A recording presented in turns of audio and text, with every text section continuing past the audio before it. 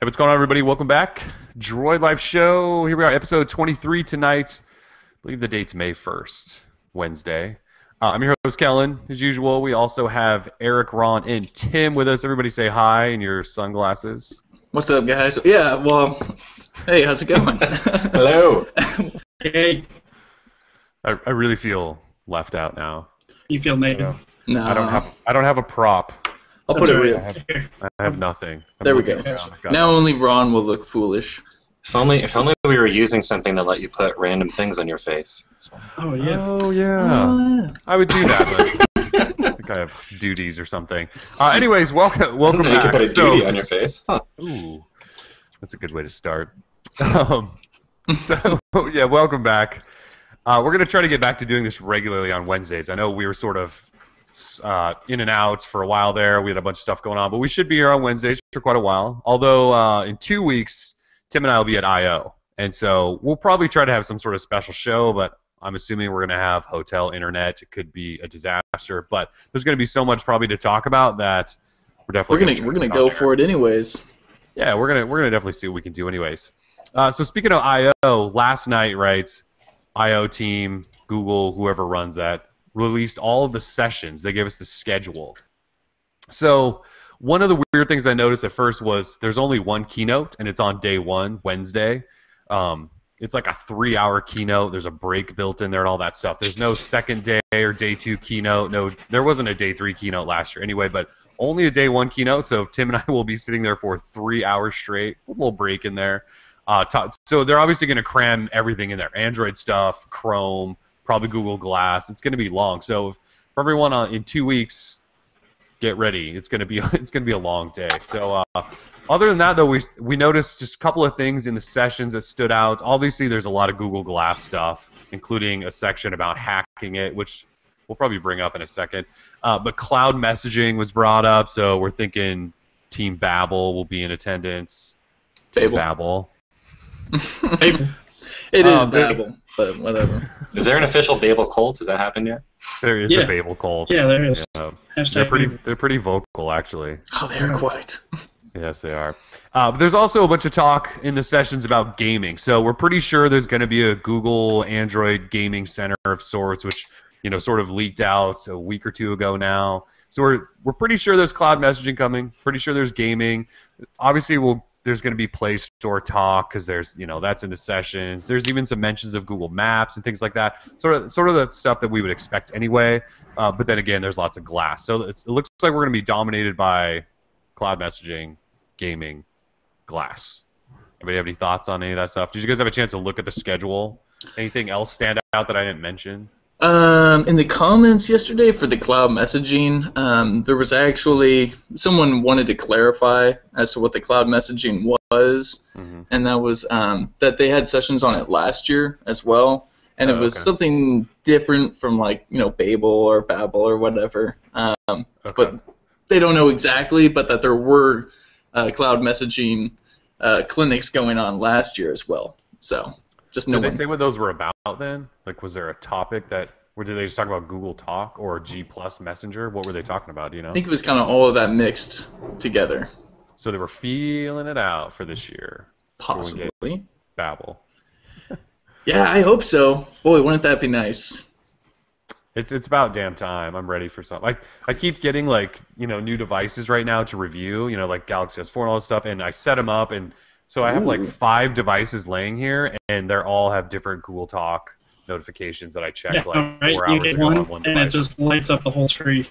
Yeah, it's obnoxious. So yeah, we got that. Chrome. I looked through the Chrome stuff and didn't necessarily notice anything really popular, other than we might actually get real Chrome apps this time rather than Chrome apps that think they're apps but are really just shortcuts in the browser. It looks like Netflix Chrome app. We're just going to take you to the Netflix website. There you go. And most of them do that. So I think there's talk of actual apps. So yeah, other than that, I.O. should be fun. We'll be there. Anything else you guys can think of about I.O.? I won't be there. No, you won't be there. Tim and I will be there. I'll be there, man. In attendance. So that should be fun. Let's talk about Google Glass for a second. I know we've talked about it quite a bit lately, but it's everywhere right now. You know, developers are getting it. For some reason, media people are getting it. Headbutt. And Engadget put up that huge review of it, right? yeah, so we can talk about that for a second too. Well, The Verge already Engadget, put one up too. Josh did. Well, he had not a review. He like had Not that a video of him review. He wearing was it. like, yeah, he's like, I wore Google Glass. Here's what it was like. Yeah, You know, all but- pretentious and whatnot. yeah, but I don't think they even have a unit as far as we know. They haven't talked about it at all I since think they've come well, out. They do now. They got one today, if I'm not mistaken. They tweeted out Oh, okay. Okay. one guy at their office was wearing it. I'm pretty Oh, sure. okay. Yeah, So I was they gonna say, might I'm have pretty a sure they would have bought one. They've got the money to do that. So Yeah, They don't But- have to but buy this- one. Come on, let's be real. I know. Anyway. I think everyone actually had to buy one this time around. they There's did, no yeah. like review units. Yeah. listen, I have sources is- that are familiar with the matter. Actually, this is one of those things where Google's like, I don't care who you are, you just have to pay. Like they really did make it. I hope so. I think anyway, that's a story for another Yeah. day. I think everything should be like that. But anyway, so I thought Engadget's review was sort of odd, maybe. Like, you know, it was their classic style of review, but Yeah. like Tim Stevens sort of took it as if it was like a retail product. Like he was like, yeah, if you're a developer, it'd be great to have one, or if you're an early tech guy, pick one up. But you know, if you're just a casual tech person, you probably don't want to spend $1,500. You should wait till like Gen 3 or Gen 2. And like that's not the point of this device. It's not supposed to be for anyone but developers. Like it's a $1,500 developer unit. And that's it. Like you're not supposed to talk about it like how casual people should want to use it. That's not even what the point of it is. I thought that was Well, kind of odd. maybe not in terms of price, but certainly in terms of the product, because I don't foresee the actual product that they release whenever they decide to release that changing all that much. You know, the price is going to go down apparently, but other than that, I mean, I don't think there's going to be anything really different from it. So from that perspective, I think he made some really good points about it. I think there will be some differences given the fact that developers are already, making apps for it and all that stuff. I mean, the usability of it and everyday features that we think are already kind of, will be there available when they launch for the public, I think it's going to grow exponentially once it starts, getting onto the hands of developers. More development is done for it. I think that's all there is to it. So far, I think we've only seen a very tiny fraction of what Glass is capable of, which is why I think I'm so excited for it. So it's really like a whole brand new, branch of technology. It's an infant, and it's growing, which is why I'm so excited. I think the big thing, and that's what my takeaway from the review with that Tim did, was just the input. We get to see a little bit more of, okay, this is exactly what you're dealing with when you're doing this sliding gestures and all that, and that doesn't look great. And even they had like the video of, okay, this is how you're going to use Glass, and they kind of did the Windows Phone 7 thing where like they show you like everything. But this is what you're actually seeing, and then but there's all this stuff on the side. I don't know if you guys remember seeing those, but that's not the reality. Like you don't see it'd be great if you could see like kind of in the edge and edges around the car that you're on, like, hey, this is what's over here and this is what's over here, but you don't. And so I think it's going to be like, maybe we'll get used to it, but in terms of the UI and like how things are stacked on there, it's in that carousel view. I've never liked a carousel view. I hate it. I hate it on the Kindle Fire. I just don't think that that's the best way to be doing card stacks like that. So I'm still a little bit concerned about, obviously input's going to be bonkers because you have to talk. But even just navigating the stuff on there, I'm still not convinced that that's the best way to be designing that. So I'm hoping that they continue to work on that. Yeah, it looks like they've got some head gestures and stuff, but yeah, people are just going to be reaching up like this all the time, like swiping around their head. Pretending that they're Cyclops, ready to fire a laser. I'm sorry. I think that's so cool. Like, I just think it's really cool. I like the idea of, I really didn't know about the whole UI perspective until even yesterday when I watched that video and Google was like, here's what's going on, people. And they did the whole carousel thing. I was like, oh, I get it now. Swipe through your apps or whatever, and then swipe down, up, blah, blah, blah, tap it.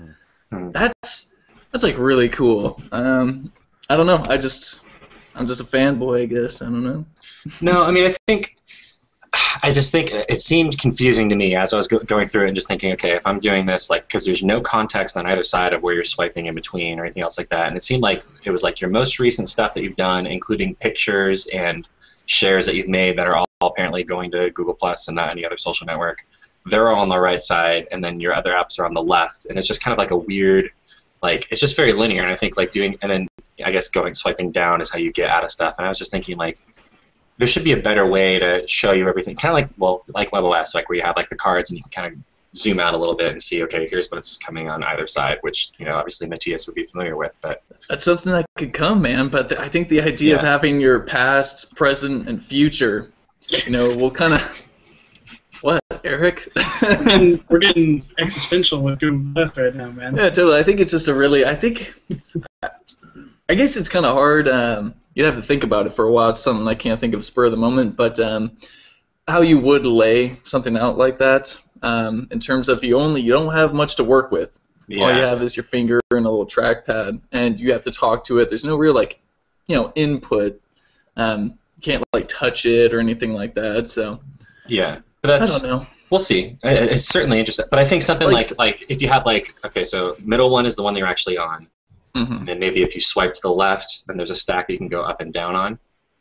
I think that would be better for, okay, here's our apps. And then for most recent, you swipe right, and there's all those, and those stack, and you can flip through those up and down as well. And then using a tap to get back out. That'd be cool. And there's no reason, if it has multi-finger, you could pinch on it and then kind of get all your cards out or something like that. Some sort of there's enough space to do a gesture like that as long as it's actually a lot bigger than I thought it was. Yeah, I was thinking a tiny little square or something like that. No, it's a whole trackpad up there. Yeah, I was thinking an optical trackpad like we saw on some of the HTC phones back in 2008. Yeah, it does look a little foolish, I'll admit. But I think everything looked foolish, back then. We saw people walking around with Bluetooth headsets on, and you just thought that they were just a crazy person talking to themselves or something. Everything seems so weird when it's not when it's new or something like that. It just takes time. So yeah. How do you guys? I'm assuming you guys all at least watched the video of the review. What do you guys think about the privacy stuff? we kind of talked about it a little bit, but in terms of there's no recording light or anything else like that, so nobody can tell if you're recording them. Yeah, what do you guys think about that? Personally, it doesn't bother me. I've never really been a big privacy freak, so when people first got cell phones, they were people tried to ban them in gyms because they were you can't take pictures of people at the gym. This thing will be the same way. It'll have there'll be some negative reports out there initially, and then it'll probably go away. There's been all this crazy talk for the last day about somebody hacked it, they jailbroke it is what they said. It's been jailbroken now. You can hack it to do all this stuff to invade everyone's privacy. And then Google goes, yeah, we left it open on purpose, you morons. It's a developer device. Obviously, if they release, a retail unit and it's hacked in a second and they leave it all open and stuff, that's a little bit different. But people are freaking out a little bit right now, I think, about nothing. It's sort of what I've taken from it. I don't know what you guys feel about that, but I'm not much of a privacy freak either. I don't know what the whole point was when the guy was taking it through TSA or whatever, and I was like, okay, here we go, this should be good. And naturally, they asked him to take it off, blah blah blah, and life goes on. But as far as there not being a recording light or anything like that, whatever. I don't care. Well, and I think you can tell if it's recording because the screen's on. You can see the little light in the actual prism. So there is a way. Well, and you can tell if they're looking at something. You don't know if they're necessarily looking at a recording. I don't know if you can tell unless you're really close. Yeah, I think the only thing is you can tell they're using it in some capacity because the little thing's on. And I think it even shows while it's recording, potentially. So I don't know. To me, I've never been a big privacy guy. Don't really care all that much, so it doesn't bother me. But I don't know, I would just find it rude if you were just talking to somebody with it and all of a sudden the screen came on and they just, because they're just going to stop talking to you for and it's not even like they're going to pick up their phone and look at the phone. It's they're going to still be looking at you, but they're not going to be talking to you. It's going to be so rude. Just above you, really, not at you. Glass doesn't even seem any more invasive than phones already are. No, in our day-to-day lives. I've been on plenty of dates where girls are just constantly on their phones, and I'm guilty of it too. I'm not interested in what you have to say, so I'm going to be on my phone most of the time. Glass is only going to make that easier, I think, and I appreciate that. So, whatever. If anything, it could make people interact more. I know you can look up with one eye. We're all going to have one eye that's really strong, and it can just go. Oh, that's going to be weird. People are going to start having Yeah, we need to come up with a name for like Google Glass Eye, the one eye that just goes. But anyway, like, it'll at least force people to talk, and then maybe they could glance up quickly and look at an email and go away, rather than like look down at their phone, thumb around. Maybe at least it'll help. Interaction. Give you a new meaning when you say somebody has a glass eye. Mm-hmm. Oh yeah. Ooh, yeah. Shout out to Blue in the comments here because he mentioned it. But the first person to make a Vegeta, power level reader application for Google Glass is going to make millions of dollars. Like what? I missed you hit the button and it says the power level's over 9,000. They're going to make millions of dollars. Whoever makes that first. Yeah, that's true. But so I think all this stuff that we're talking about, though, kind of comes back to my point about Engadget's review, and that maybe you shouldn't be really reviewing this product right now. Like, it's for developers, so they can work on the UI and make it better, like you guys suggested, and they can work on privacy concerns. And I guess I don't know. It's like when everyone reviewed the Ouya. When it first came out, to developers is who it was supposed to come to first, and everyone trashed it. Not that I think Ouya is going to be amazing by any means, but everyone trashed it, right? In all the reviews, everyone said it was garbage, and Ouya released a statement to say like, you're not supposed to be reviewing this. It's for developers to work on to get it going for our retail launch, which is months away. And I sort of feel like that's the same with Google Glass. Like, I don't know that we should be overly critical of it right now. It's in its infancy. Like, Google did all the work they thought they could do, and now they're giving it to people who can hopefully make it better for a retail launch, which Eric Schmidt said might not even be for a year. So right, yeah, and I was a little bit surprised that Engadget was the ones to put up the review first, but it was cool to have that, and maybe what Google should have done instead of letting people just kind of do whatever is keep it under NDA and know that things are going to leak out anyway. No, that would have been horrible for it. Why? If everybody had walked around with it and, oh man, I'm wearing a computer on my face, but I can't talk to you about it. Sorry, that would have been really bad press for Google. I mean, maybe. At this point, every other manufacturer does that with phones, though. I mean, they expect you to go take them out in the public before they're actually released and before you can talk about them. So I mean. Yeah, but those are usually like covered up and. They can be. MG Siegler came out and said he wasn't covering up his iPhone 5 when he was reviewing that. So I mean, people do it. Well, yeah, just because you can't talk about it doesn't mean you can't take it out. I think devices such as Google Glass should be reviewed, before they hit the public, so that way people know what's going on. But at the same time, the reviewer should know what they're talking about, or at least be conscientious of what the device actually is. It's not, I mean, that might not be exactly what we see go out to consumers whenever that happens. I mean, and I will say, I mean, his review, like the video with him with it, when he gets home and when he's throwing the stick with his dogs and everything else like that, like I thought that was cool, like I can at least see, okay, this is how it's being used, this is the camera quality, real life situation, not something that Google's putting up. It's somebody actually using a product. And his conclusion was all about privacy. That was what he really emphasized. I mean, he did say a little bit about price, but I think he was still cognizant of this isn't a final product, but this is where we're at right now with it. I thought it was a good review. Do you guys know who Robert Scoble is? Do you guys know who he is? Robert Scoble. He's like a VC in Silicon Valley. Yeah. So he really has. Hard to know. Yeah. So he has Glass. He was one of the first people to pick it up, and he has almost the exact opposite view that Tim Stevens does as far as like how polished it is and how useful it is. Like Tim's review kind of came off as, yeah, it's kind of cool, but it lacks some stuff. Robert Scoble's running around on Google Plus, recording videos and handing it to people and saying that it's the greatest invention ever, and he can't live without it. He even took like a picture of himself in like the shower with it. Yeah, he should be a bit more careful with that. I mean, he should be. But I mean, that guy's he says he'll never live without it again. It's just it's kind of interesting to be able to follow all these people that have it. I've been trying to read as much about it as I can, but interesting. There seems to be a lot of people out there with it now, and I'm just like, I want it. Yeah. I'm a real supporter. I deserve it. You should have won the If I Had Glass Twitter competition. I didn't even enter, man, just because I was I don't think you could have. You're not a true supporter then. Well, I think for that contest, you couldn't be from like a publication. They wanted. I don't think you could. Yeah. Might have just had to quit my job. We don't tell them about that. So yeah. Anyways, that's Google Glass. You guys have any final thoughts on it? Hopefully we see a lot of it too. Yeah, I'm hoping we see a lot of it at I/O. Either give it to me or allow me to buy it there. Then I'll be happy. So. Mm-hmm. That's it. Yeah. All right, let's talk about Google Now on iOS real quick.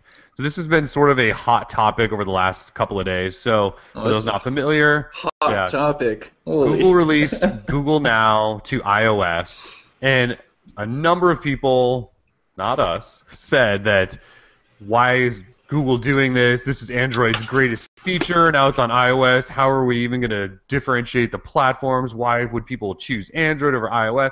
Tim, we even had people email us and say, like, I don't know, I'm pretty sure I'm switching to iOS now because there's no reason. To Android. Yep. And I was like, hardware, you're kidding, right? There's no benefit to Android, but so. I'm gonna. All right. I'm sorry, but I've always said we should have like a mailbag feature. I'm gonna find that email real quick. You keep talking. I'm gonna find that email and share it with the world. Okay. We do probably need to bring in the mailbag feature, but that would be pretty awesome. Yeah. Yeah. So Google Now is on iOS, and it's not the same as it is on Android. Probably mostly because it probably can't be, just because Apple sort of locks stuff down. Well, Ron, you're a little more familiar with iOS. Why didn't they include notifications in it? Because most apps now can use Google or iOS's notification system. Google Now doesn't. Is there a reason why? Do you know? It's not Apple, I can tell you that. I mean, the Gmail app that Google provided has push notifications. There are plenty of other apps that have push notifications. There are specific ways that you have to do it. So, like, Skype is allowed to use a push notification that kind of looks for like a ringer and stuff like that. So you can't use that in other apps. So, like, there's you can't use certain ones, but so there's zero, as far as I know, there's no technical reason or reason from Apple that they couldn't have done that. So the only thing I can think of is that they just wanted to make it slightly worse than the Android version for whatever reason. So that could be. As far as I know, there's no technical reason for it, and then they didn't exactly. I mean, once you get into it, so here we should probably just show it to people that haven't seen it. So show it to people. Yeah, it's actually really doesn't have notifications, and then you can't just like access it with a swipe. No, so this is, I mean, I don't know how good this looks, but this is how it looks initially. So it opens you up to the search box initially, which is exactly how it looked before the update, and then you swipe up, and then it looks exactly identical to Google Now on Android, including, even though it's a tiny screen, you can only see one, just like on Android, if you have a giant screen, you can only see one or two. And you can swipe things away, and it pulls from Gmail, does tracking, and all that stuff. All that stuff. So all the features are there except for notifications, which is like the killer feature for Google Now. Like for directions and package notifications and all that. Yeah. So do you guys care that Google Now is on iOS? I personally couldn't. I don't care as much as other people think that they should care. Some people are really mad. I saw like all kinds of people just outraged that. How dare what they? What is Google doing to us? Yeah. How dare they?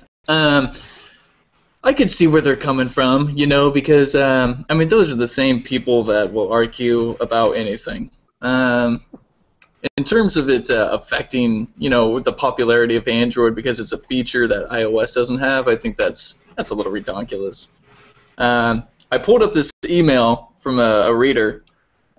He says, Google Now just went live and... Sorry, Eric. Who will remain anonymous, by the way. Oh, yeah. Be good. He's definitely remaining anonymous. We don't want hate mail going on. Google Now just went live in the App Store. It's kind of big news to me because it's yet another thing that used to make Android superior that's now available on iOS. I personally might make the switch to the iPhone if more and more of these things are available because, let's face it, the hardware-software optimization with the iPhone will never be matched with Android. Sincerely, reader. And I was going to write them back, and I was like, I don't have time for this. Like, hardware-software optimization with the iPhone never being matched, it was just kind of ridiculous. Yeah, I politely disagreed with him, but yeah. I guess it doesn't. I don't really care that Google's going to release everything. Google, they want their products everywhere first. Sure, Android's really important to them, obviously, but the rest of their products are probably equally as important on some level. So Google Now, we also know they're going to push into Chrome. So are we going to hate Chrome? Oh my God, I can't believe they did this to us. They put this in Chrome.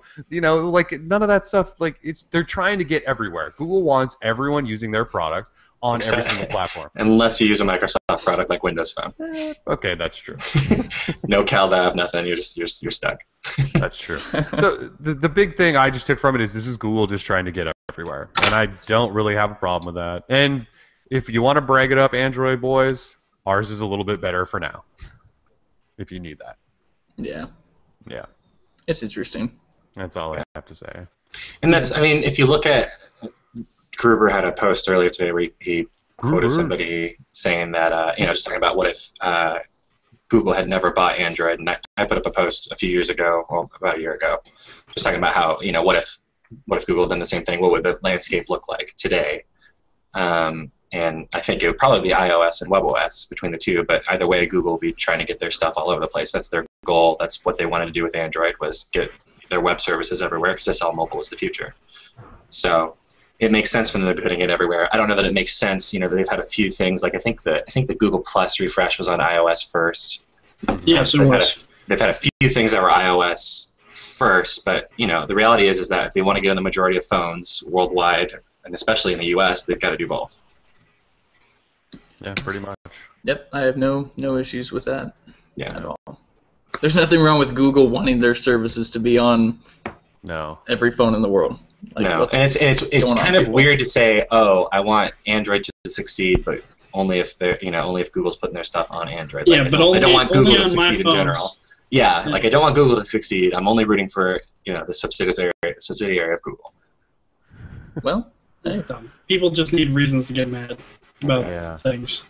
Yeah. Be happy, people. Just be happy. Yeah, life is so much easier when you just are happy about things. It is. Speaking of happy, Tim, HTC One, you've had it for like a week. You're happy with it? Man, I am loving this phone. All right, let's hear your thoughts. I've shared mine way too many times, so let's hear yours. Well, I mean, like, best Android device ever is like the first thing that comes off to me. I think. Wow. Man, the display is really cool. The camera is fantastic. I use the camera probably on this phone way more than I did any other phone. And I find myself during the workday, like, I wish I could just leave my computer because I want to go out and go take pictures of stuff. Like, and of course put crappy filters on them and put them on Instagram. Because you want to create highlights and stuff, right? But what about the all this ultra stuff. pixels? Yeah. They're not megapixels. It's only 4 megapixels. No, that's such BS. Just because, I don't need to, like, blow up my photo. I don't need 13 megapixels to make, like, a good picture. I mean, that is such a weird argument anyways. I don't find that the ultra pixel camera takes bad shots at all. I've noticed, like, you can't, like, zoom in really, but I'm more of, like, a close-up guy anyways. I like being right up on my subject. So, either way, beyond the camera, the display is awesome. Hardware is awesome. Okay, I guess I take it back. Sense 5 is like the worst thing ever. It is, right? It's terrible. Yeah.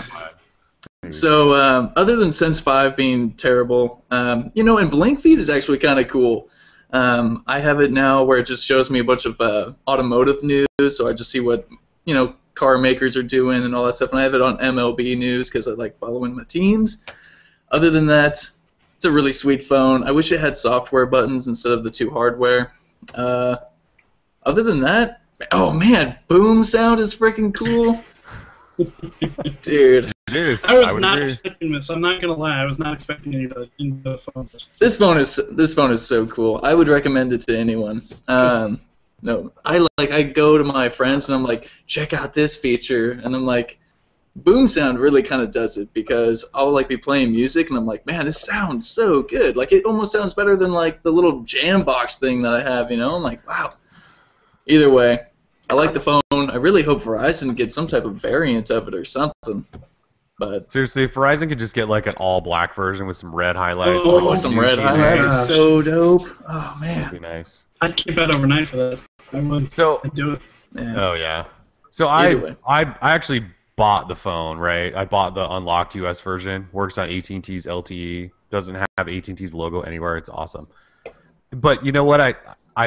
I reviewed the Galaxy S4 last week or whenever that was. I haven't thought about it since. That I don't know if that's Rest in peace. Yeah, I don't. Maybe that's just me. The Galaxy S4 is not a bad phone, but I'm actually enjoying the more time I spend with it.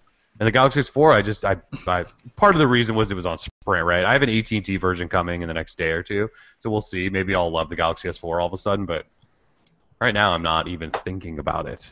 Maybe if the design wasn't so uninspired,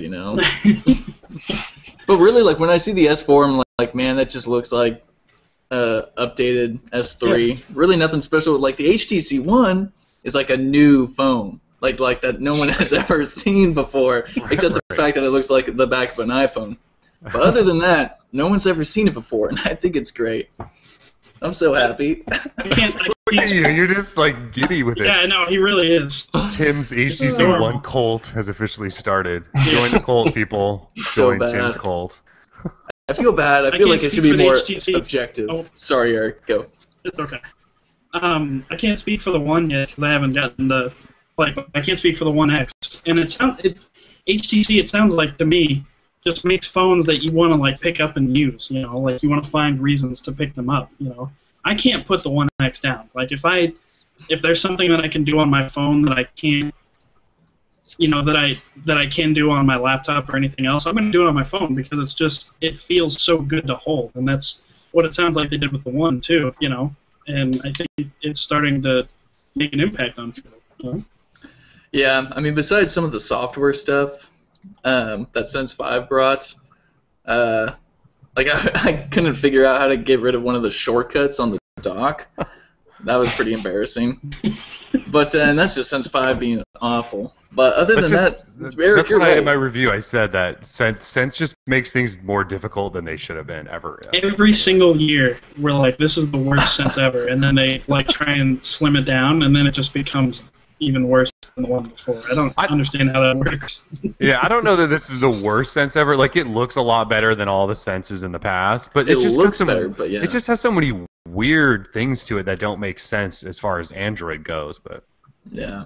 Like, again, try to change a wallpaper. It takes you at least a minute because you have to go to personalize. And like all this the idea that I can't just long press on the home screen and change my wallpaper right from there is a problem. Like, that's a huge problem. Like, why are you messing with Android like that? That ain't cool.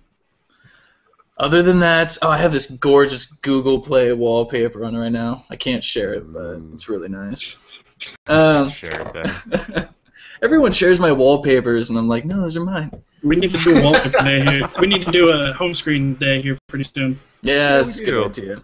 Yeah, there was something else I wanted to say. Eric, you were right. This is a phone that even if I don't have a reason to use my phone, I will pick it up just to feel it. The body feels really good. The weight's perfect. It's kind of slippery, though. Come on. It's a little slippery, no doubt. But it's only slipped out of my hands once. Luckily, it was just right here on the desk. But other than that, I really like it. I'm going to try and put up a little like revised Tato review here this week. So clearly it'll be biased. Just a little bit. No big deal. Greatest phone ever. It's all right. Greatest Android phone ever. That could be your title. Question mark? Yeah, question mark. Greatest phone ever? Question mark? We'll just pull out one of those big quotes right in the center. Greatest Android phone ever. The comments will blow up with OG Droid fans. Just like, it'll be that would be war. I'm not going to play music because you guys will go deaf. Everyone in the chat wants me to play. Boom sound is too loud. It is too loud. You have to turn your ringtone volume to the middle, or it's too loud. It's too and it'll loud. the vibrate's crazy too. Like, it'll vibrate off your desk. Oh, here's one thing that sucks though. We talked about this earlier, Tim. If the phone's laying on a flat surface, it's rounded back. So like if you try to use it, it wobbles. Like it goes, and that's kind of annoying. But you can get over that if you don't use your phone on your desk a lot. So. Exactly. I mean, there's little things about every phone. Right. But then again, there's a lot of things about this phone that make me like it. Yeah. It's a good phone. Although I will say it's on Sprint, and that's a big no-no for anyone who's thinking about picking one up. First, buy out of your contract on Sprint, and then get the one on either AT&T, however much you have to get out of Verizon. Sprint, and then go buy the unlocked version. Yeah, go buy the unlocked version and take it to T-Mobile or AT&T. And don't forget to check out Solvay. And Straight Talk. And Straight Talk. Yeah. All right, let's. You guys want to talk about just briefly the HTC One Mini? There's apparently a mini version coming, which is kind of cool. 4.3-inch, 720p display, 2 gig of RAM, I think. Ultra pixel camera. It's basically the HTC One, just smaller. But mini. Which is kind of cool because sometimes one of my complaints about the One is that it's too long, it's too tall. so it's hard to like reach up top, and you have to do the shimmy in the hand and all that. I don't know. Well, I thought when I saw the renders of the One Mini, I was like, someone's just messing with you. Yeah, like, they just shrink it down. They just crop it in that's a little bit. that's clearly the one. And so I even put the phone up next to the monitor. I was like, oh no, it's different. It's totally different.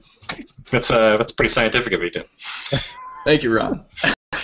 I thought that get, image was fake, but whatever. I get to the bare bones. All right, any of these rumors, I make sure to follow all my leads. That's right. That's right. If But the either One way- Mini comes out for like Dirty work. $99, that'll be detrimental to S4 sales. Do we know what the processor is in that thing? Is it like dual core? Or... Snapdragon.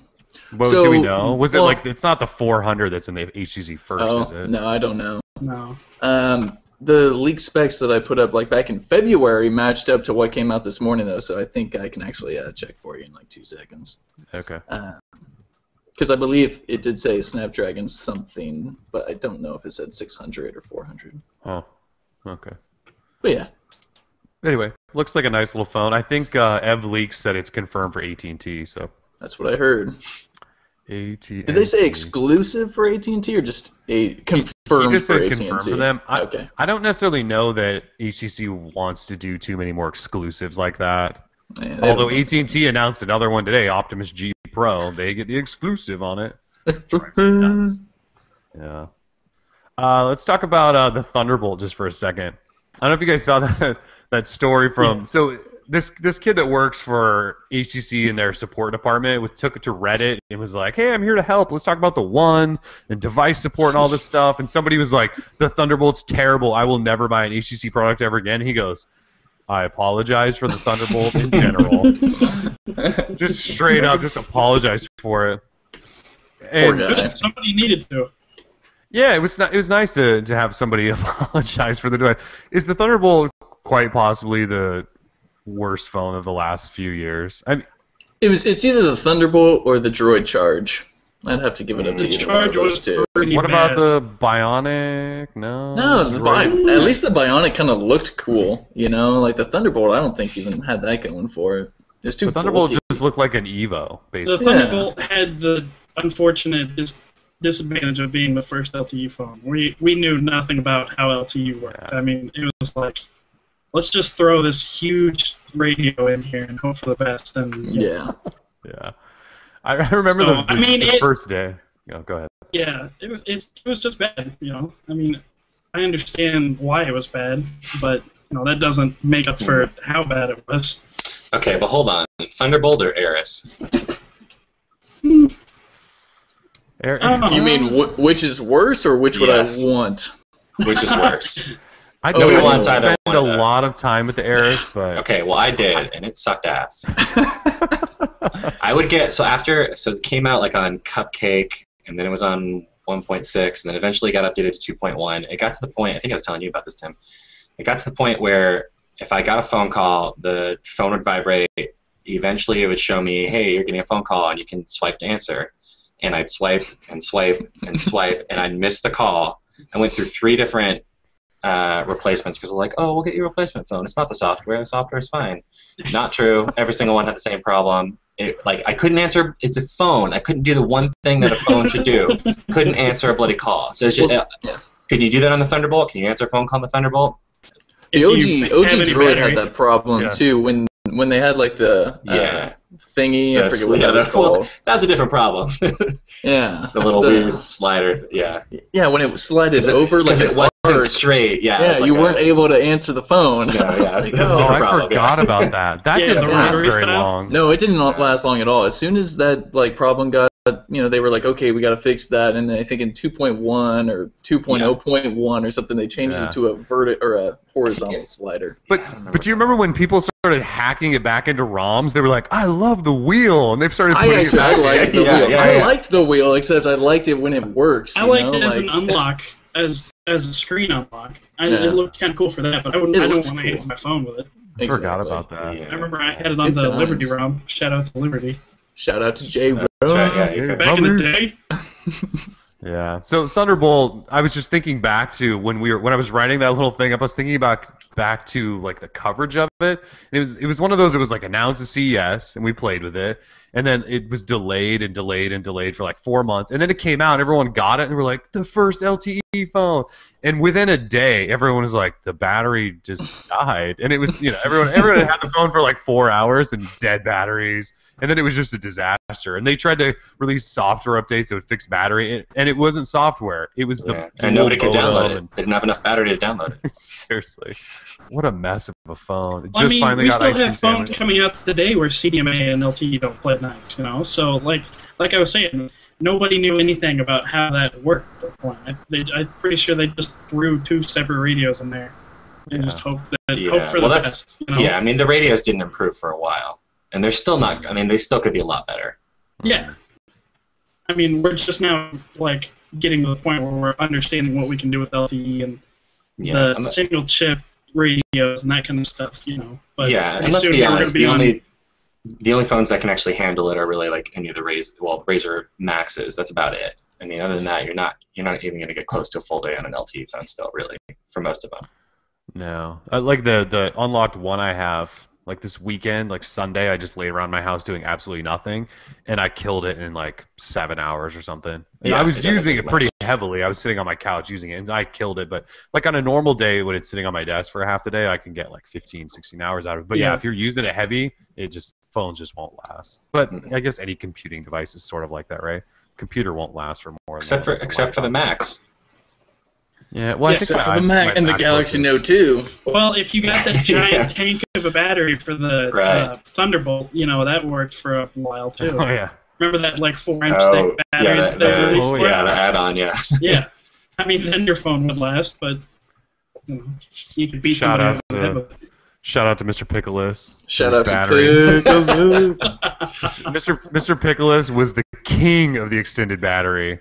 We went to the first CES we ever went to was Tim and Pickles and I, and he shows up with an OG Incredible, and this battery pack. Oh yeah, This thing was huge, and he was like, "I get like 2 days charge out of this." We're like, "Do you need a backpack to carry that thing?" Yeah, that's the only problem. Not a big deal. It was insane. So yeah, shout out Pickles. Galaxy S4 bootloader locked down. AT&T, probably Verizon. The T-Mobile one, not though. Apparently, because Cyanogen already tossed CyanogenMod on it. But we have an unlock. Dan Rosenberg, the master of hacking any phone that wants. Dude, that guy's a genius. Yeah, that guy's crazy good at security. Damn. So he's got it, but he's not going to release the unlock until Verizon releases their phone because he's scared they'll patch it the next month. Smart. And they will. Yeah, and they will. They'll patch it the minute they can. So I'm just waiting to see if Verizon delays it a week or something, because that would be awesome. If they were so scared of Dan Rosenberg that they delayed the phone, that would be fantastic. They just keep pushing it out until he finally just screw it. I'll release it. Yeah, wouldn't surprise me, unfortunately. So yeah, that's happening. So if you buy an AT&T Galaxy S4, you're not going to get it unlocked for a while unless you know Dan personally. Otherwise, he's not going to release that. So you have to wait a month till May 30th when Verizon hopefully gets around to releasing theirs. Yay! Yeah. Yay. How about this one? This topic's I found hilarious. So BlackBerry CEO Torsten Hines says that in 5 years, tablets are going to be worthless. No one's going to want them. It's a bad business model. They're probably not making a new playbook unless they can find a way to be profitable on it because, BlackBerry knows everything there is to know about the tablet game. Does anybody have any thoughts on that? I already expressed mine the other day. So what do you guys think about tablets dead in 5 years? I could see it happening, actually. What? Yeah. I think I actually agree with him a little bit. I think tablets as we know it, or maybe as the general public knows it, might be dead. I see no use for the 10-inch tablet, at least Android tablet. Maybe iPad users would think differently. Some people like their huge tablets. I'm just not a huge tablet guy. So in terms of where, say, the Galaxy Note 2 almost made a tablet kind of, just I didn't need it anymore because that display was so big enough, but small enough to where it was portable enough for me and I could use it as a phone. Either way, I still actually no. I don't use the Nexus 7 anymore. Well, I do. I watch Netflix on it when I'm going to bed. Other than that, I just don't use a tablet like I thought I would. Like I was like, man, this will be perfect for gaming and all that stuff. But nah, I just don't use it as much as I thought I would. That's my point.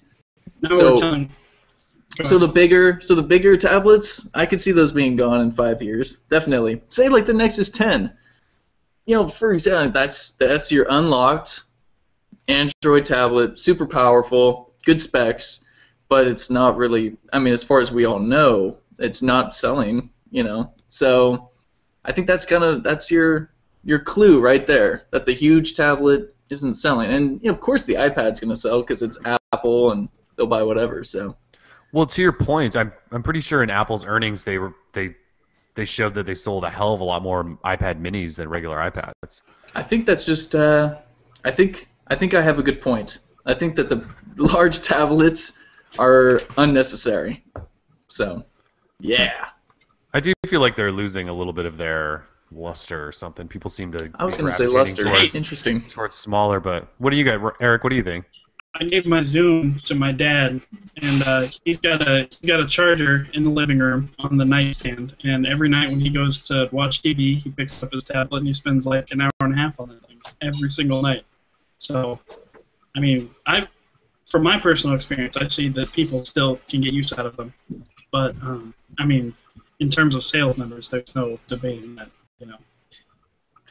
Exactly. If Google would release sales numbers, that'd be great for the Nexus 7 and Nexus 10. But as far as like a little bit of the digging that analysts have done, as far as the Nexus 10 and how it's not selling very well, and Surface tablets are selling better, blah blah blah. That's not the point. The point is they're not selling extremely well. You know, they're not flying off the shelves or anything. So I think that's it. Nexus 7 was there for a little while. We can't forget that. Because the Nexus 7 is different. I feel like that tablet is really like the quintessential of what a tablet kind of should be. Not a huge thing. Not like a okay. For example, we were at CES last year or this year maybe, and you know who was it? The company that did the 13.3. Yeah, the huge tablet. Yeah. Like it doesn't I think it was Vizio. Is that right? No, I think there was Toshiba Vizio or something. I think Toshiba had Toshiba one. did one. Toshiba, Yeah. Toshiba had like their family pad or whatever it was called. And I was It like, was like a "Good Lord." bed. You could lay on it and use it at the same time. Yeah. Yeah, and it just makes zero sense to me. Although they were like, well, this is actually going to be marketed to kind of like the Asian community over like in Asia, and how it could double as someone's TV. And I was like, see, now that makes sense. I'm not gonna like a portable tablet.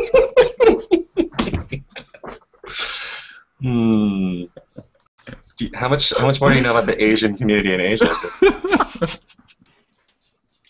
I want to learn more about that special community in Asia.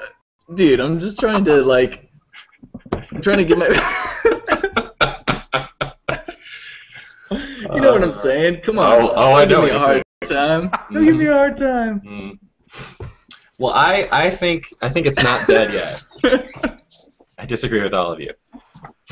No, I'm on your side. Hey, Ron. I didn't say don't it's think dead. Yeah. No, you all said it was dead. Man. I use my my iPad for all my writing and everything else like that. So basically, and I think the killer thing. So I have my iPad and I hook it up with the keyboard dock to do typing. I can obviously type on it regularly, but I just like having a physical keyboard, and that combo is really, really nice. And you really don't have that option on most Android tablets that size. I mean, you saw some of them with the, like if you go to Verizon stores, you can sometimes see the keyboard docks or whatever, but I never see anybody using them. But I think, for that kind of thing, I mean, it's basically replaced my desktop computer for almost everything. There's still certainly some things that tablets can't do, but I like that form factor. I like that size. Obviously, there are uses for the 7-inch as well, but yeah, that's what I think. Yeah, I don't see there's any way in hell these tablets are going to die in 5 years. And No, I this think is part two. Go ahead, Eric. what this reminds me of was Steve Jobs' infamous Hummer phone quote back in the day. Somebody was like, "Are you ever going to make a phone with a big screen?" He's like, "People don't want Hummer phones. We're going to stick to the 4.3-inch till we die, and then we get the iPhone 5." So it's just another company. Which was I mean, Jobs did that all the time. He would deny they're going to do something. He denied having an iPod with touch controls for a couple of years before they did the iPod Touch. So, I mean, that was his thing. Yeah, you gotta throw the dogs off the trail, basically. But maybe not 5 years, but maybe 10 years down the road. I mean, but who knows what we're gonna have 10 years down the road? That's the thing. In 10 years, what are we gonna be doing? You know, Google Glass is gonna project something, and I'm gonna just be able to type on it. Like that's. Are we talking holographic keyboards again? Please. Yes. Oh man, that would be so sweet. Well, so BlackBerry, they're sort of business focused, right? And so he was it was tough to tell because there wasn't a lot of context to what he was saying, but I would assume he was maybe getting towards, because he said it's not a good business model. So I was sort of thinking he was taking it towards businesses aren't going to adopt them. You know, people are still going to have computers, tablets won't be in the market or in the business place and all that. And I think he's wrong there too. Like, I threw out just some random examples. Like, I was at an eye doctor the other day, and I was like, I asked like if they had this pair of frames in a different color, and the girl just walked over and grabbed their work iPad and pulled it up and was like, "Yep, we do." And she was doing all this stuff on it, and like Tim, you and I, when we went out to dinner in Vegas at CES, like our menu was the iPad. Like we ordered drinks on an iPad. That was kind of cool. And those aren't even corporate environments. Those are like small businesses and restaurants and all these different use cases. Like tablets are just, in my opinion, are just going to keep growing. People are going to find more ways to incorporate those in their businesses rather than take them out. So, but this is BlackBerry talking. That's cool. Windows tablets that run like Windows XP or whatever. I don't know what that touch version is. Have been using definitely not Windows XP. I don't know what they. I don't know. Windows XP came out 10 years ago. Actually, 12 years ago. Yeah. Now. They might be running still like run Vista that. or something. I can count 5 people right now that I know personally that still run XP. Those have been in Doc's offices I love Windows forever. XP. I'm not going to give you a hard time on that. Yeah. That's my favorite Windows. Anyway. Those tablets have been in Doc's office forever. Like, I don't know what he's talking about. You can't, the medical market, I think, would eat up tablets. I mean, especially as they've grown and. Yeah. Well, but that's the thing is like so I work for a computer consulting company for my day job, and so like we had Lenovo used to have basically convertibles, and you could flip the screen around and make it flat, and stylus and all that, that did run Windows XP because that was what existed then. Yeah. But they were crappy. They were terrible, man. I mean, the touch was bad. Everything you couldn't use. And I remember sitting there holding it while I was setting up for the client, and just thinking, man, if I could just use my finger and navigate with this would be awesome. But with the stylus, this thing is just horrible. And we've got people in the comments talking about Ultrabooks, and I do think some of them are pretty interesting, like the Asus one that flips all the way around. The Tai Chi is a little too much with the screens on both sides. I don't think that's a good idea. But and Windows 8 has tons of problems. I use that at work every day, and it's not fully fleshed out yet. But I do think that design, which we've kind of seen with the Transformer and its following iterations of, okay, you have tablet that goes into a keyboard, that specific design with the right apps, I think does work for a lot of people to replace a computer from, probably the majority of people, not in a work situation probably, but, or, you got to use stuff like QuickBooks and that kind of thing. But, outside of that at home, I think the tablet is going to replace, the desktop that we used to see in people's living rooms. Yeah, to me, the story basically comes down to BlackBerry's man. The playbook sucked, and they know it, and now he's just mad about it. Shouldn't Alicia Keys be talking about, Yeah, she really should. What would really be the good move for BlackBerry when it comes to tablets? She came out and started I'll email her. tablets for BlackBerry. I was gonna say you probably know what she'd be talking about. So that's It's akeys@blackberry.com. That's her email address. Hey, there you go. Come on, we can't just keep giving that out. No, it's cool. We're friends. All right, as long as you guys know. All right, so I think we all know that BlackBerry's out of their minds. Yeah. Yeah. Nice. Hey, at least they're in the headlines. It's good for them. Hey, anything at this point. Yeah. Just want to talk briefly about this, but Paranoid Android, that new multitasking sort of chat head style feature they talked about the other day. Did everybody see that?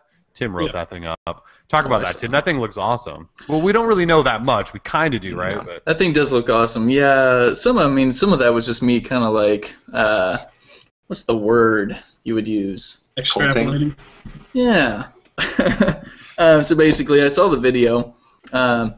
So what's going on is, say there's a notification going on. You pull down the notification. This was their proof of concept anyway. So you pull down the notification shade, you would tap on it, and up comes a window. Say kind of like multi-window that TouchWiz has. And you have full control over the app inside of a little box on top of whatever app you're currently running. So that's why it's kind of like chat heads, to where you could be inside, a game or an app, and still do whatever you want inside of another app while on top of whatever it is you're currently doing. So people thought it was really cool how you could say, do your music controls, but like be inside the music app while still on top of whatever it is you're doing. So as far as when that's going to be out, he said like alpha builds would start coming out any day now. So probably the end of this week. And for Nexus devices, of course, Nexus 4. So it looks cool. Still don't know what it's called. They said this is how you do multi-viewing on Android. So I was like, multi-viewing. did they call it like Halo or something? Wasn't the term Halo? Yeah, There it was like, hello, there was a Halo. picture of it. Yeah, and it said Hello Halo, so maybe that's what they're calling it. I'm not really Yeah. sure. Trying to go old school Motorola on this. Yeah. Hello. Yeah, that'd be kind of cool. Yeah, So either way, it looks the pretty render they cool. did looks cool. Exactly.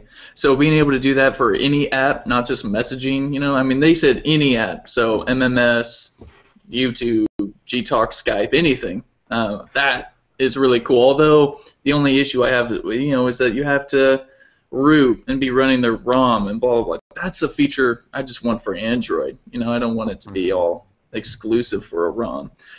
So I'm going to have to bust out the old Nexus 4, I guess, and start flashing that. Yeah. Yeah. The Paranoid Android guys doing some cool stuff. Yeah, They're always on top of their game. doing some cool stuff. So yeah, we'll keep an eye on that. Once even the alphas or betas or whatever go live for that, we'll try to let you guys know. But looks very cool. Oh, do you guys want to talk about Galaxy S4 and the massive amount of internal storage taken up by like all their software enhancements? Yeah, so what is it? If you buy a 16 gig, you get 9 gig usable or something like that? Yeah. Dang. So they're taking up 7 gig now on TouchWiz and AirView and weird gesture things, and I'm assuming their camera software has got to be huge now. They've got so much stuff packed into that. So yeah, if you buy Galaxy S4 with 16 gigabytes of storage, make sure you have a big old SD card because you're going to need it pretty soon. I think that is just I thought it was shady. I mean, to begin with, that. Yeah, and Kevin was like, well, I don't know, shady's the right word. I was like, it seems a little shady. Because, I mean, it says 16 gigs on the box, and I open it up and I have 9 gigs. Like, what am I paying for here? Right. And I think people are used to the idea that, when it says 16 gigs or something, it's not going to be exactly 16, but it's going to be close. Do you see the problem in that? Like, why are we accepting this as American consumers? No, well, and now hard drives, so solid state drives have become cheaper and cheaper, and more people are putting them in there, and we're starting to see the branding change on those. So that it used to be like the lowest you can get 64 and stuff like that, but 128 is like the lowest you should get, and the usable on that is 120, and then 256 is the next step up, which the usable is 240. And that's always been the case for hard drives. Like if you get a 320 regular hard drive, there's not actually 320 gigabytes left. But the branding is changing. So like Intel is putting 120 for the 128 ones, and Crucial's starting to change it too. So I think we might start to see that change, which would be good for the industry in general. Just because like when you get a 16 gig something like device, it's never actually 16 gigs. So like actually advertising that for what it is. Right.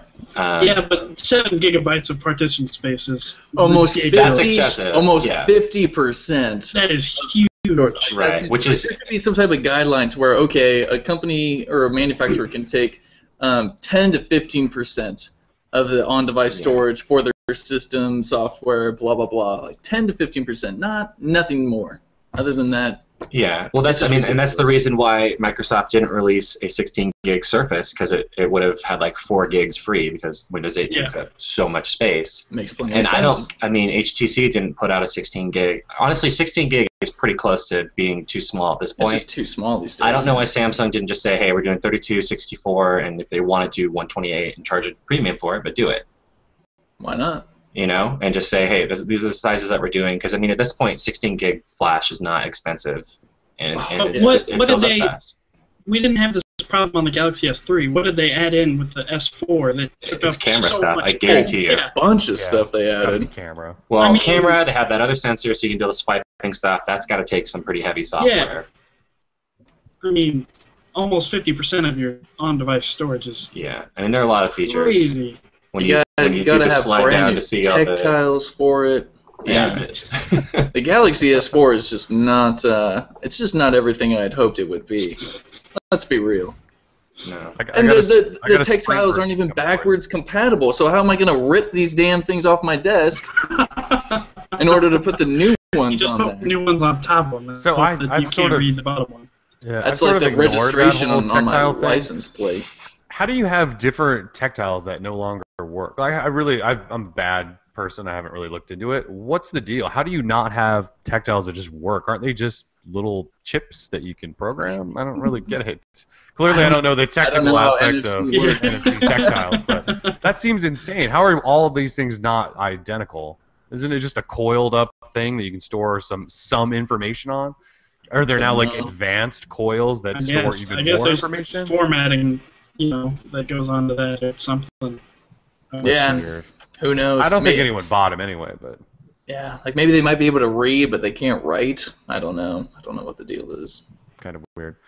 But anyways, the 16 gig version thing is sort of weird. And like you said, or whoever said, I think Ron, you said how cheap flash storage is now. Like, HTC is selling 32 gig, one and at $199, $580 or something like that. Oh yeah, at $575 for the unlock. It's the same price as the 16 gig Galaxy S4. So it's all right, Tim. It's made kind of up shady.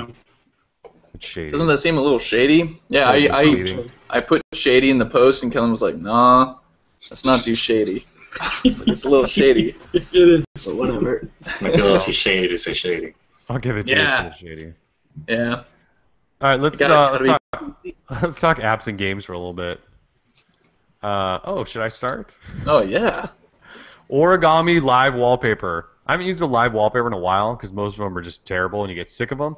This origami live wallpaper, if you guys haven't seen it, I believe it's like $1 in the Play Store. It's awesome. You can change all the colors and the triangles and the shadows and zoom on it, and I don't know. You could play with it for hours until you find like the perfect color combination. It'll go with any theme you want.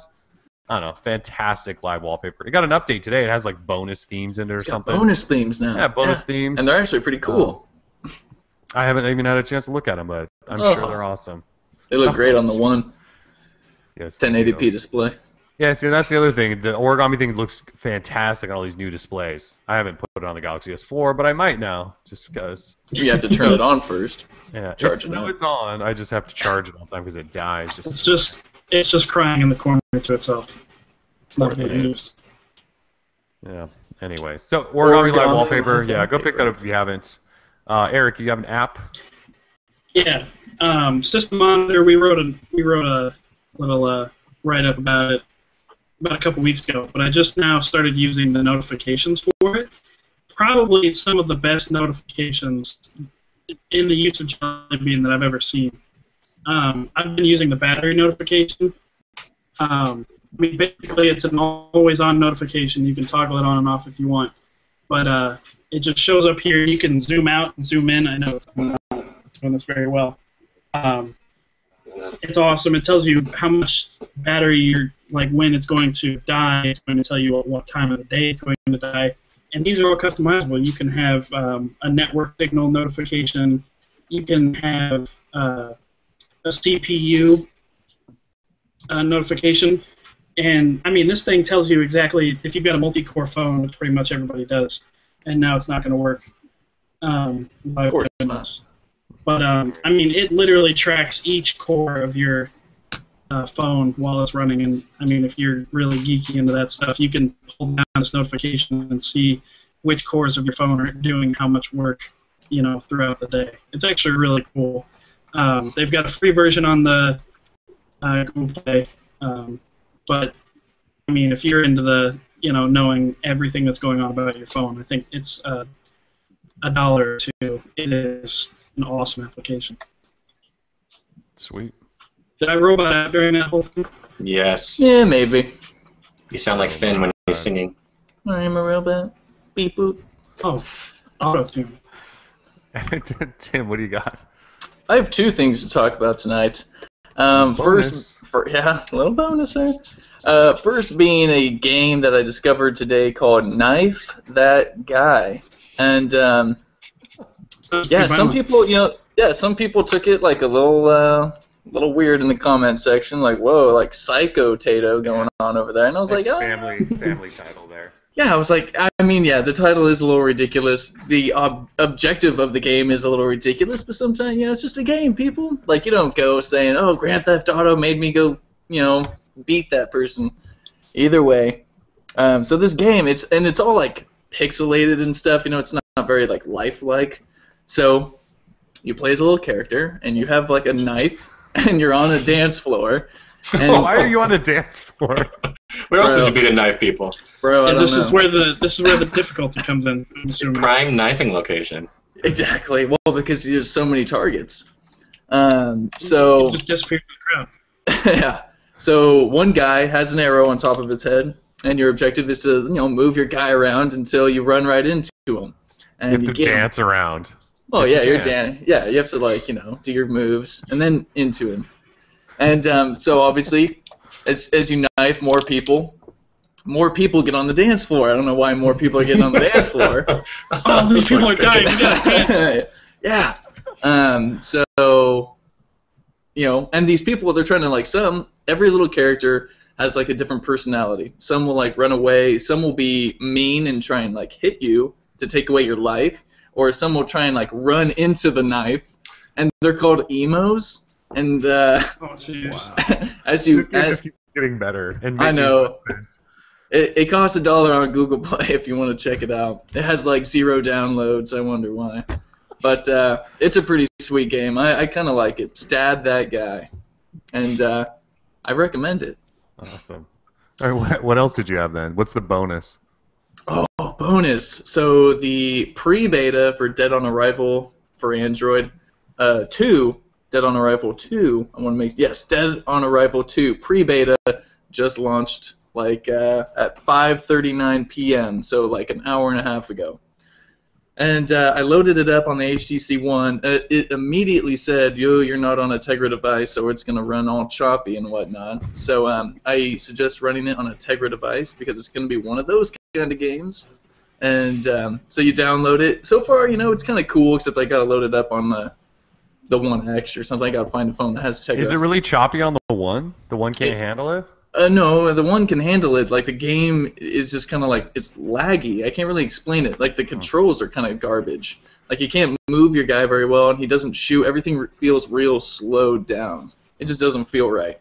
So I'm gonna load it up on the Nexus 7. Maybe it'll feel better. But so yeah, I mean, really, it's just Dead on Arrival. You go around, you got a gun, you're shooting zombies. Although it's like it's a like a Hawkeye view type of thing. You're kind of looking down on it. Graphics look pretty amazing. That's the word you're looking for. Thank you, Eric. Thank you, Robot Eric. And yeah, it's a pretty cool game. I'm kind of excited for it. Although, like I said, I got to try it on Tegra device before. Is it going to be one of those Tegra exclusive titles? Is that what it is? It said made for Tegra. Like the splash screen said made for Tegra. Okay. So. It's not exclusive, but you just can't play it on any other phone. Exactly. Well, so in the beta notes, they said they want people to test it on Tegra because it's really going to be made for the Tegra 4 stuff, since it was one of the games that was really kind of highlighted for Project Shield. So yeah, so once everyone gets their Shield on, then we can all have Dead on Arrival parties, because it even has multiplayer. So I'm really looking forward to that. So yeah, if you haven't already, you can Google it, probably Droid Live, Dead on Arrival 2, and you'll find the page where we have a thing where you can go sign up for the pre-beta and go get it on your very own phone. Sweet. And that's that, if you're into zombies. So, Ron, did you have an app? Yeah, I've got kind of a follow-up to Evernote. So my app for this week is SpringPad, which I don't like as much as Evernote. But if you're looking for something that's a little bit more simple than Evernote, not as crazy, and better than Google Keep, then you can check it out. In case anyone's wondering, it came out in 2008. So if we're worried about how old things are that we're talking about, that's when it came out. But they just redesigned the app. I think the redesign came out late last month or mid last month, and it's pretty cool. So it's got sharing and stuff like that built in, so you can share notebooks with other people, which you can do on Evernote, but you have to be a pro user to actually edit the notes. So you can comment on notes, do all that kind of stuff. But the redesign looks really, really nice. It's not exactly hollow or holo or however we've decided you're supposed to say that, but it's just same kind of swiping design. I think it's hollow personally. But anyway, it's you can make different notebooks and add notes and do pictures and all sorts of stuff like that.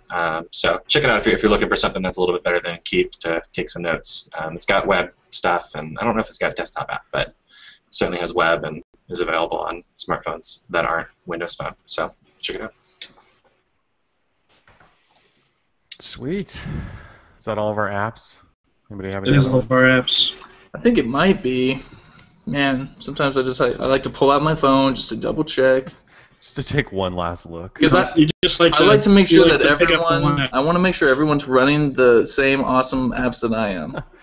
I don't know if we've talked about Feedly's app in the past. Have we? We talked about Feedly? I don't think on the Droid Live show we haven't. So if you're an RSS feed user, apparently not that many of you are.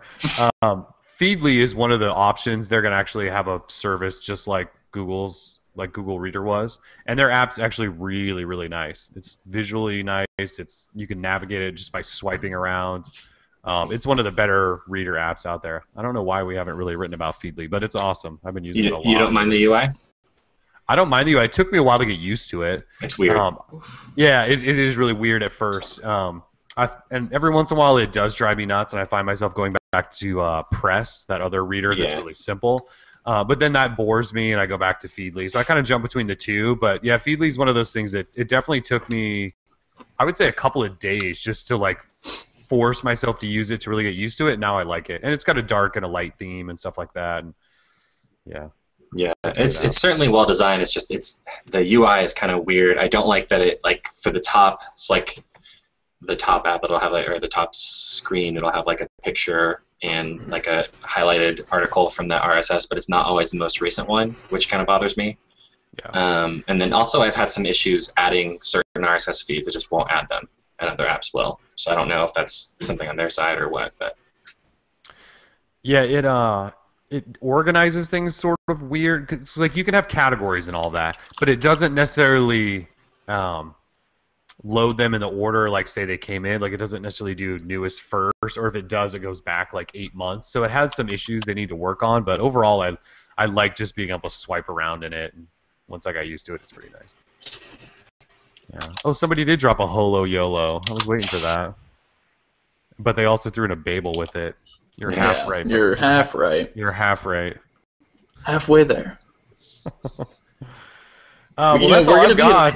So we're going to be settling all this here in a couple of weeks. Yeah, we are. I really hope that... I'm going to ask Matthias if it's Holo or Hollow. Mm-hmm. I'm going to record it or something. And then I bet you You better ask him about Babel. Oh, well, I bet it won't even call it Babel. I bet it'll have some... I feel like they're going to have some new name. Yeah, that's got to be a code name, right? Yeah, Babel was just kind of meh. Maybe. What else would they call it? They're not going to call it G-Talk or Google Talk. Why can't they just call it Talk? Why can't they call it Talk? Yeah. That should be it. I know they probably want to create a new term and category to really sell it, but it seems like it should just be Google Talk or even Google Messenger. Google Communicado.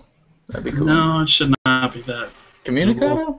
Google Chat. They usually use really simple terms. Yeah. Like Talk. Yeah. Babel. Babel is not as simple. Obviously, we're all fighting about how to pronounce it, so that's your first problem. I'll ask them that too. I'll say, is it Babel or Babel? We'll ask Matthias everything, even though that's not even his department. We'll just be like, Matthias, how do you say this stuff? And he probably has an accent and we'll say it really weird. Screw He us doesn't all have an up. accent. What are you talking Doesn't he about? have a little accent? No. No. Does he? You could ask him. You could ask him which of his magical shirts does he think matches Babel the most. Yeah, man, that guy rocks some cool shirts. I might try not to him this year. I might have to go shopping just for a crazy shirt. Do it. Yeah. Hey, Matthias! Tweet him beforehand before you leave. You're like, yo, I'm challenging you to a shirt off. Shirt off. Kind of like the V-neck skit from Yeah, SNL. SNL. The double V. Thank you. That was great. The negative. The negative. The negative. Yeah. This looks like a handkerchief. Kellen, have you not seen that? No, you guys have lost me. Oh I my know what you're talking about. god! It's so good. It's Dude. What is this from? It's SNL. SNL. It's Andy Samberg and Ben Wait. Stiller. People watch SNL? Well, you go to yahoo.com. I know you're not familiar with Yahoo, and then it has No, I'm not. highlights, so you don't have to watch the whole thing. Oh. Also, Interesting. Justin Timberlake's intro for this last one was pretty awesome, and they brought back Wild and Crazy Guys. So Interesting. Well, hey, maybe I'll take a look at SNL clips. Just watch the clip. There you go. No Okay. problem. Link. You're You could welcome. share that with like the world that's did. listening. I did. Oh, look at that. Double links. Anyways, all and right. Eric's talking about Babel. And Eric's spamming off hashtag Babel. Yeah, man. I feel. We the Yeah, best. like I feel is the chat behind what we're talking about because I feel like they're talking about stuff that we've been on for. There's like a minute couple and a half minutes. delay. Yeah, Okay, they're delayed. Just Yeah. making sure. Hello. There's really wait. There's Past. a minute and a half delay. It's really that far back. I don't think it's like- it might be like a that minute. bad, but I See, mean, they're I just was now like getting to the attention. shirts, so And Matthias. All right, sorry, chat. Once you catch up to this in a minute. you're gonna Uh, love that's- it. Yeah, so that's all I got. Unless you guys have any other topics that we didn't mention. Yeah. I mean, I don't see anything. It's kind of, I don't want to call it a super slow week, but you can tell we're leading up to I/O. People are sort of holding out. Google's going to just kind of kill it in 2 weeks, so I don't know. Knife that this guy. is the point where I point out like 10 Droid Live shows ago before the S4 came out, though I had the feeling that the S4 was not going to be what we hoped it was, and I'm just giving myself the $2 there for getting that right. Cha-ching. I will say that I I'm really interested to see Q2 earnings for the first time in a long time. Interested to see a quarterly earnings report just from HTC. Oh, there goes an airplane. fly over. Because the HTC one's got nothing but amazing reviews. No one's just trashed on this phone. And not that anyone's just trashed on the Galaxy S4, but how many people said HTC one's a better phone? And I don't know if it'll help. I guess we'll see kind of the power of reviews. You know, because we know advertising and Samsung sort of risen up by spending billions of dollars in advertising, and HTC can't do that. So we'll see if there's the power of, you know, the spoken word and all that. But Yeah, and how they can do with. I mean, they've got it on 3 carriers now, so that's going to help them out too. yeah, But not Verizon. Not Verizon. Verizon. But you can't even get the S4 on Verizon for like another 3 years, so it's not a big deal. They're waiting for Why that does guy this- to release the unlock, and then they'll release it. Well, I started thinking, and this is totally conspiracy theory, but does Verizon just delay phones on purpose because everyone hacks them right away, and it gives them like 4 weeks then to be like, oh, they hacked it, we'll Yes. patch it before it ever comes Every out. conspiracy theory that you've ever had about Verizon is true. I don't It's think all this true. one's all coming true. true, and we'll never find out anyway. But That beef I that don't know, it's just- Verizon and Google have, that's definitely true. I don't know if that's true. I think that's in your mind only. No, it's true. Yeah. All right. Well, I'm out of topics. So, any last parting words by anyone? Goodbye, world. Oh no, we're losing Tim. It's over. All right. We'll see you guys next week. We'll be back same time, Wednesday, 6 p.m. Pacific. Peace.